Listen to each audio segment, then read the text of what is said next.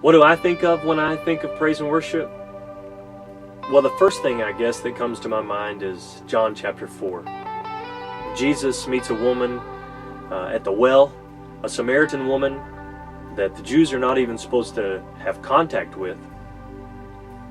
But it's during this encounter that Jesus reveals to us one of the great truths of the Bible, and it has to do with how we worship.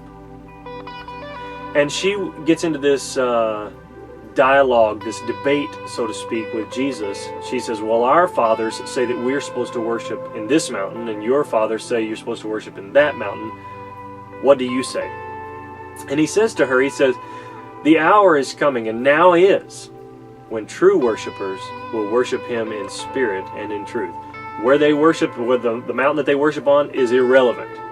They're going to worship in spirit and truth. He says, for God is spirit, and they that worship him must worship him in spirit and in truth. So Jesus tells us that in order for us to experience and to have true worship, there are two key ingredients. And those two key ingredients are these: spirit and truth. Too often praise and worship gets accepted or rejected based on the wrong things. Things like,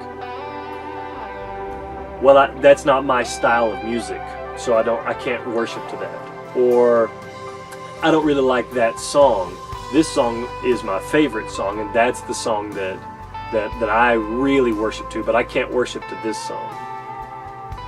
Jesus tells us that those things those criteria that we use for whether we can worship accurately or not are really irrelevant. That there are two key ingredients. Two ingredients that Jesus said: spirit and truth. That means that when we worship, the way that we worship in spirit is that we set our heart, we set our mind to focus on the part of us that is connected to God. That's the spirit part. Jesus said it in John chapter 3, that in order to be born again, you must be born of the Spirit. The Apostle John said it like this. He called that being born of God.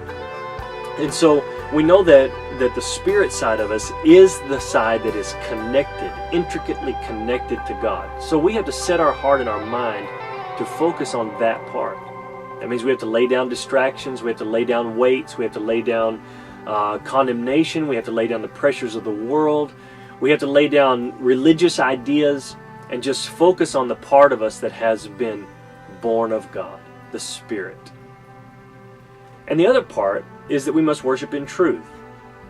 One of the things that we do here at Life Unlimited Church is we go through painstaking efforts to make sure that the lyrics of the songs that we sing are accurate to the spirit, the attitude, and the doctrine of the Bible. Because we know that people that leave church, they leave singing the songs, and we want them singing the truth. But you know what the most important and powerful thing to me about the story in John chapter 4 is Jesus reveals another truth to us about worship.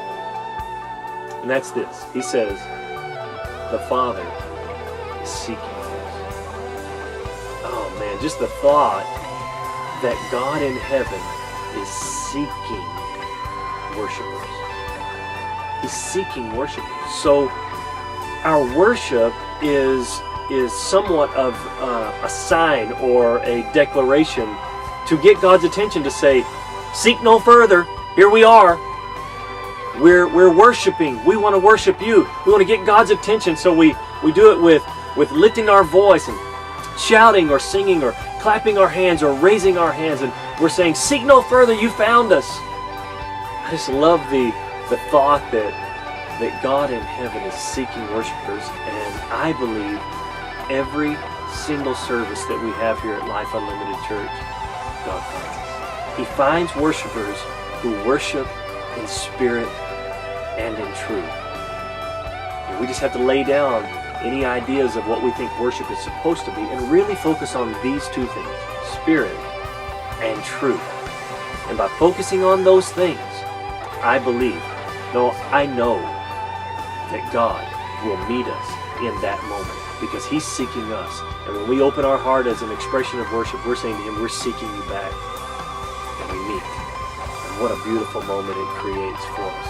If we'll just set our heart and our attention, the Spirit